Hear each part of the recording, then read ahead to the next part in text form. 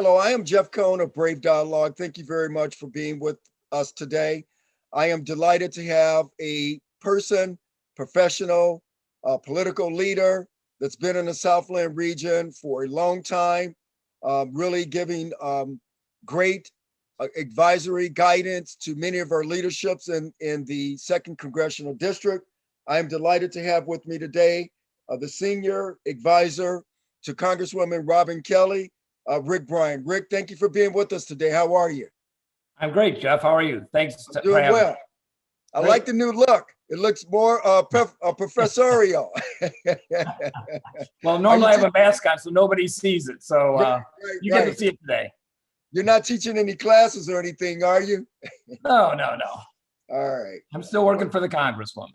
All right, That's good. a full-time job. Well, good. Thank you very much, Rick. I have always been delighted to have the opportunity to have a chat with you periodically about the ongoings in the congressional district.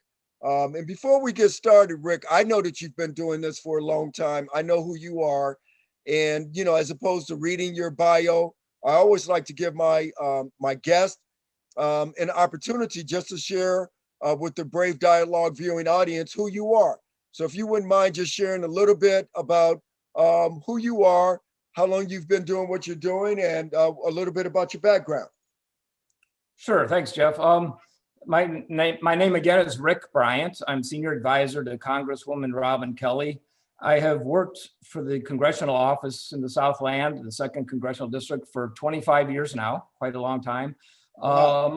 Among the things that I do with the Congresswoman is I help, I'm her liaison to the local communities and with a focus on economic development. I also work on environmental issues, and we just try to bring resources back to the communities. That's my focus. I grew up in the western suburbs. There's something in my DNA where I'm really focused on bringing economic equity to the region and to our country, really. I mean, there's been a disparity of opportunities and income and wealth between African Americans and whites, and I'm focused on trying to close that gap. And it's just part of my DNA, like I said. So I've enjoyed working with the Congresswoman and our elected officials for the last couple of decades.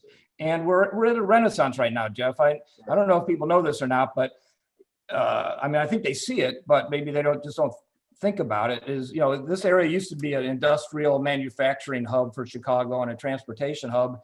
And we kind of lost our manufacturing base maybe starting 30, 40 years ago, and nothing's really replaced it. But we have an opportunity now to replace that.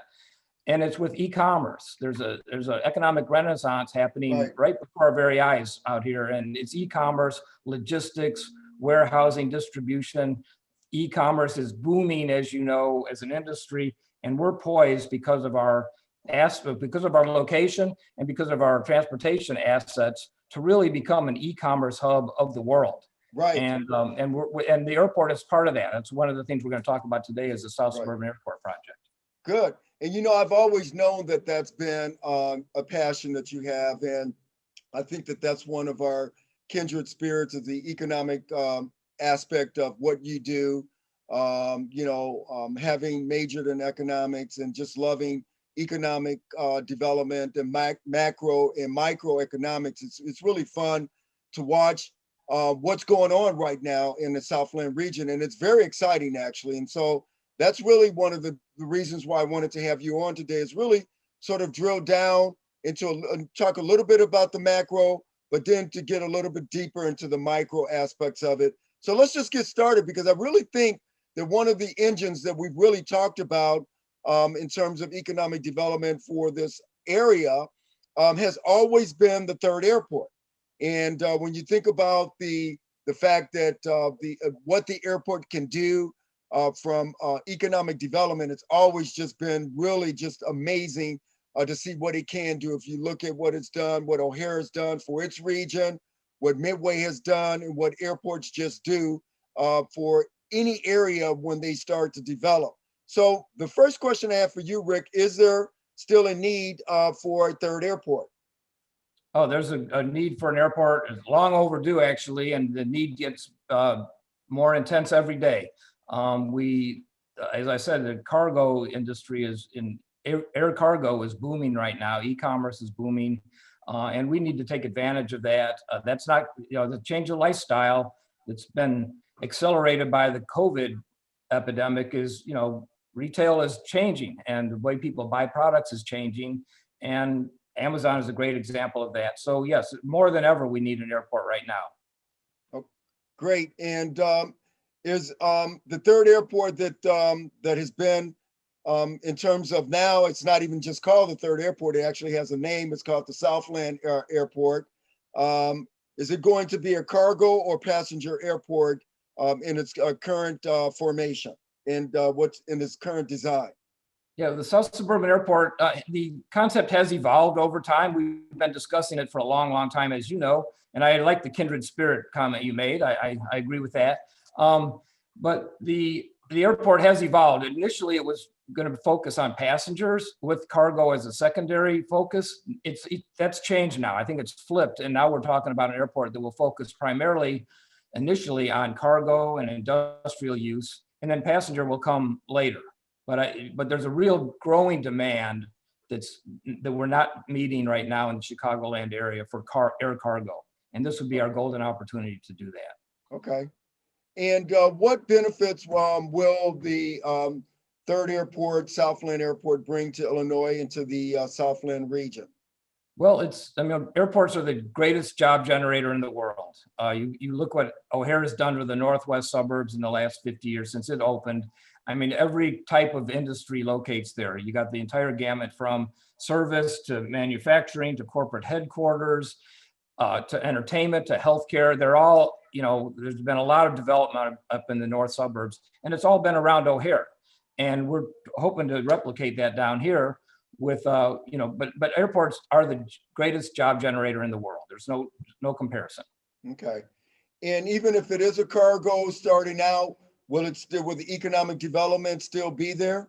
Oh yeah. I got a PowerPoint I want to show you if we can just talk about sure. cargo airports. All right, go ahead. Why don't you go ahead? You have sharing rights. Okay. So can you see that now? Great, I sure can. Thank you. Okay, so as you asked, why are we interested in still building the South Suburban Airport? Well, there's a lot of reasons. I'll try to speed through this, give you a little perspective on where we are as aviation in the Chicago metro area and where our future is. Okay. So Chicago is the largest metro area in the United States that does not have 3 airports right now. So just it's possible and it's common for major markets to have 3 airports. It's not unusual. Okay. If this chart here, look at the chart on the right on the top half, and that shows the number of flights at O'Hare and the number of flights at Midway per year since the year 2000. These are all pre-COVID numbers. And you can see that and the FAA, the Federal Aviation Administration, pointed this out back in 1985. The FAA said, Chicago, you're going to run out of aviation capacity by the year 2000. So you need to build a third airport. That's what prompted this whole discussion about a third airport, was the FAA saying, Chicago, you need to build another airport. And you can see by this chart on the number of flights at our 2 airports has not increased over the last 20 years. Mm-hmm. And despite the city spending $20 billion over the last 20 years, there's no more flights at O'Hare and Midway than there ever was. What's happened up there is they've modernized the airports, but they've not expanded those airports because those airports cannot expand. There's no more airspace, there's no more ground space, no more terminal space, no more runway space. So, those airports are not going to expand for the next 20 years. So said another way, they're landlocked. They're landlocked, right? And there's no more airspace. Unless you land 2 planes on top of each other on the same runway at the same time, you can't expand up there. And I'm not picking on O'Hare and Midway. That's just the facts. Now, if you look at Chicago's aviation capacity compared to other major markets in the U.S., that's what this chart does. This shows the growth of commercial passenger flights in the various markets in the United States. And you can see Seattle, Miami, Denver, New York, et cetera. And these places have multiple airports in most cases. So I added all of the flights at all of the airports together and just gave you the number for the marketplace. And you can see every major metro area in the United States where we compete for business, they've all expanded their aviation capacity over the last 20 years, except Chicago. We've actually lost ground. And if you look at the bottom two bars there of the graph, Chicago's lost 3% in the number of flights since the year 2000. The average airport, that bottom slide or bottom bar, the average airport is increasing 5% over in that period. So we're 8% behind the national average. And we're supposedly this major transportation hub, and we're just not keeping up.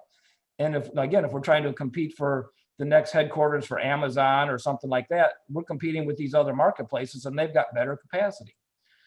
And the new thing that's happening, as I mentioned earlier, is e-commerce and air cargo.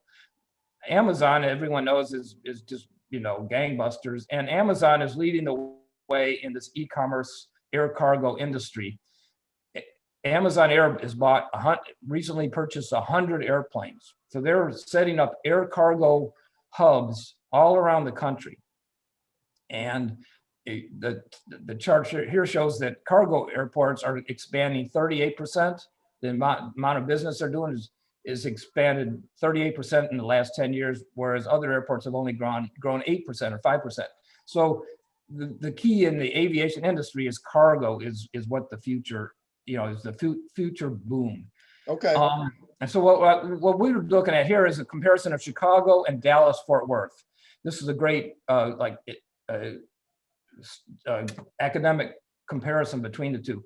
Chicago has two airports, O'Hare and Midway, which you can see on the top part of the chart on the left, and then the proposed South Suburban Airport is at the bottom. Now you compare that to Dallas Fort Worth on the right. Dallas Fort Worth has 3 airports. The one in the middle is Dallas Fort Worth International. That's a carbon copy of Midway. Of O'Hare. It's an international domestic hub, fortress hub. They've got multiple airlines. It's about the same size as O'Hare. The other airport on the right is Dallas Love. That's a photocopy of Midway. It's the Southwest discount airline hub. And then the third airport in Dallas, Fort Worth, is Alliance Fort Worth. That's the one on the left. That's the one, Alliance Fort Worth is a cargo airport. It was built by Ross Perot about 30 years ago. And people laughed at Ross Perot and said, why are you building a cargo airport in Dallas? We got these 2 other airports that are doing great. And Ross Perot said, well, we're going to run out of space out there. We need to build a third airport to handle the future growth. Mm-hmm. And so while it was, people made fun of him 30 years ago, this is the Fort Worth Alliance Airport now. And this is a prototype of what we can do out here in South Suburban Airport.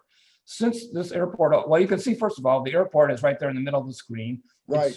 It's right next to an interstate highway, like our airport would be. It's right next to a big rail yard, like our airport would be. And this Fort Worth Alliance Airport business park that's developed around this in the last 30 years is now home to 500 plus companies. Wow. 70 of which are Fortune 500 companies. And those 500 companies employ 62,000 people a day. Oh my goodness. Work there in the industrial park that's grown up around this airport that 30 years ago, everyone said, that's out in the middle of nowhere. Why would you build that? Well, this is why. As I said, airports are the biggest job generator in the world. This one airport has sparked development of 62,000 jobs in Dallas without hurting the other 2 airports. This is primarily a cargo airport. Cargo, okay. And this shows, that's an aerial of some of the businesses around the airport. Now, Amazon, everyone in the Southland knows Amazon's invested heavily out here in recent years. This map here shows all of the Amazon facilities in northern Illinois. All those yellow pins are Amazon facilities. Right now, Amazon, when they need to move cargo in or out by air, they use Rockford Airport. That's up there in the on the top left of the screen. That's Rockford Airport. That's the current Amazon and UPS air cargo hub for the Chicago region. Okay. Amazon, UPS, FedEx, they do not fly much out of O'Hare or Midway because they're too congested. So they have their operations up at Rockford. And as you can see on this map, Amazon has 1 facility in Rockford. They have 28 facilities from the city south.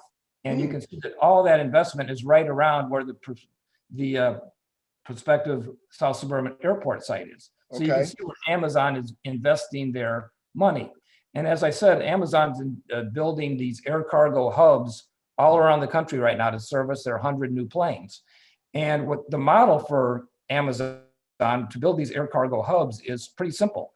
In major metro areas like Chicago or Dallas or any other major metro area, Amazon likes to build two or more hubs, air cargo hubs. They use secondary airports, not the primary airports. They use smaller airports because there's no congestion getting in and out with your trucks or your planes or anything like that. So, and they like to locate their air cargo hubs near their fulfillment centers. So if you take those three characteristics, multiple hubs in a metro area, secondary airports located near their fulfillment centers, South Suburban Airport is the perfect location. I mean, you can see this is where Jeff Bezos is banking on the future for his air cargo in Chicago. Right. Okay. I mean, it's clear as day. Now So that is a key thing in terms of that. I want, if you don't mind, in terms of just throwing this content. I mean, I looked at the Markham investment by Amazon, the Matheson, University Park, Moni, and I started wondering to myself, I said, what's going on? And so that's the crux of why I wanted to have you on the show is that does Amazon know something that the rest of us don't know? I mean, I think Amazon figures that this airport is going to be built because the state has already put a lot of time and effort into it. Okay. And believe that it's going to happen. It has to happen. And all those things you just mentioned, all those towns, my next slide shows these are where the bulldozers are right now in Chicagoland. These are fulfillment centers and distribution centers under construction right now. You mentioned Madison and Markham. The Amazon centers in Madison and Markham are 4 million square feet each. They're the largest fulfillment centers Amazon has ever built anywhere. Two of them are being built right now in the Southland. These are going to be fully robotic facilities. They're going to employ 1,000 people, but they're going to be fully robotic. They're going to have drone deliveries out of there. And if you just look at all of these little red bulldozers on this map, they all come right down I-57 and they end at the South Suburban Airport. Right. So these are all logistics hubs, fulfillment hubs, and they're all counting on the airport coming to this area soon. So, I mean, you can see what the trend is. Right. And then the status of the airport. Where are we on the airport? We've talked about it for many, many years. And we're 90% of the way done with the planning phase of the airport. And no other major new airport in the United States that's being considered is this far along in the planning process. And when I say we're 90% of the way done through the planning process, that's for two factors. One, the state owns about 90% of the land already. That map shows the airport site. All the yellow, bright green area is owned by the state. The darker blue area those are unwilling sellers, but the state has money to buy those, already has money in a lockbox to buy all of that blue land, and the state has quick take authority. So if the state wanted to, the state could control that entire footprint for the airport tomorrow. They can use eminent domain? Yeah, they have, eminent domain and quick take. So they could own the property tomorrow. And so that's 90% of the land acquisition is in place. The FAA has approved 90% of the plan. There's 9 chapters that the FAA, the Federal Aviation Administration, has to approve before they give final approval to an airport. And 9 of those chapters have been approved. They started off with, is there a need for an airport? Yes. What's the best location? It was 3 years where they studied the best location, et cetera, et cetera. So the FAA has approved the need, the location, the size. They've reserved the airspace. They've done environmental review of the airport. They've approved the utility access, how we're going to bring in broadband and natural gas and the power and water and sewer. All that's done. The only thing that has not been approved by the FAA is the detailed final airport layout plan. And once the state gets that done, the FAA approval will come next. So we're right on the cusp of getting this approved. And again, no other proposed airport in the country is this far along. So we will be the next airport. What's the holdup? Well, the holdup is government, politics. And then one last thing that we have to do to make the airport site shovel ready, we have to connect the airport site to our existing infrastructure. So the last 2 years, the General Assembly in Springfield has approved money to do that. That if you see all the red lines are stuff that the state has approved for connecting the airport site to Interstate 57, to Okay. Illinois 50. And there's money in the budget to build those interchanges and to build the entrance road to the airport. So once those infrastructure improvements have been made, this airport site will be shovel ready. And the airport itself will be financed by a private company or a consortium of private companies. I assume Amazon will be one of the companies that will have a stake in building the airport. Perhaps one of the other major developments or cargo carriers will be a partner as well. Okay. And there'll probably be, just infrastructure, aviation infrastructure companies like a Bechtel or some company like that builds airports as a business. I mean, this is a business. It's an airport, Right. but it's a business. It's a business park, like Ross Perot's business park. Exactly. And so you'll have investors. There'll be no problem getting investors to build this airport. The main thing we need to do is just get the infrastructure in place to connect it to our existing roads and rails, so that once the air cargo comes in the airport, it can get out on the road and on the railroads quickly to wherever the final destination is. Right. So I mean, we're right there. So These you are know, existing companies that are right by the airport already that would use okay. it. And there's been a lot of studies done that show that, this is that Chicago is prime. Chicago needs another airport to augment what's going on up at Rockford. We're not trying to take anything away from Rockford or diminish Rockford. Rockford's a solid, large cargo airport, but it's running out of capacity. And in fact, recently, just over the winter months, UPS, which is the dominant carrier at Rockford Cargo Airport, UPS outgrew Rockford and they invested in Gary, Indiana. So our site is a much better location for air cargo than Gary, Indiana is. But absent the fact that we don't exist yet, some of the expansion at Rockford is moving over to the Indiana. So we would like to keep the future cargo expansion and aviation capacity needs in Illinois. That's what we're trying to do. I've always wondered in terms of Illinois, looking at this in terms of that point that you just made, and why they have not accelerated the development of the third airport with all the logic that you've just presented. Why haven't they looked at the potential business opportunity as Indiana is doing with the Gary Airport? Said, listen, we really need to get this and move this along as quickly as we can, so that when these cargo operators reach capacity, we're there ready to take on even additional business. What is going on? What's been a delay in that area? Well, initially when we were talking about this airport, there was a lot of focus on building a passenger airport. And so Right. there was resistance from the airlines at O'Hare and Midway. They did not want to have competition in the market. So the airlines were lobbying against the airport, Okay. the third airport. And then City Hall Chicago has been against the third airport for a long time because it would be located outside of the city. The city would not have jurisdiction over it.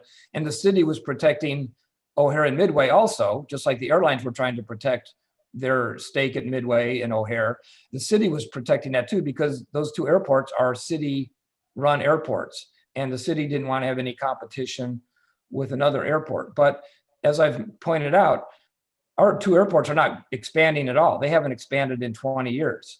And so, and we're not looking at building a passenger-oriented airport right now, which would compete directly with O'Hare and Midway. We're looking more at a cargo-oriented airport. Okay. And as that map that I have back on the screen shows, the cargo industry, the air cargo industry is focused on the Southland. They're not focused on Northwest suburbs, and they're not focused in the city per se. They're focused on the Southland. So the opportunity is there. And so as this economic renaissance is taking place, and we're converting our local economy from manufacturing and industrial to like a logistics transportation hub, everything seems to be lined up. And I think the resistance that we've felt from the city hall in the past has diminished under the new mayor. Mayor Lightfoot has not opposed the South Suburban Airport. Okay. Because she knows that O'Hare and Midway are not, they're great and nothing's going to hurt them, but they can't expand. She understands that. So if we're going to expand as a region, our aviation capacity, why not look at this? And, we can have the model like they have in Dallas. Dallas. Dallas, the three airports all coexist. Then there's a major fortress hub, there's a discount airport passenger hub, and then they have the cargo airport. They all coexist. They all do different niches in the aviation industry. They're all thriving. They're all producing jobs for the Dallas-Fort Worth area. And we need to do that too. I mean, we just need to follow that model. And we're poised to do that. We're very close. I think the resistance from, now that we're focusing more on a cargo airport, the resistance is diminished. And so now we just need to get the interchange built, hook up the airport site to the rest of our infrastructure. The site's located in between rail yards and the interstate highways.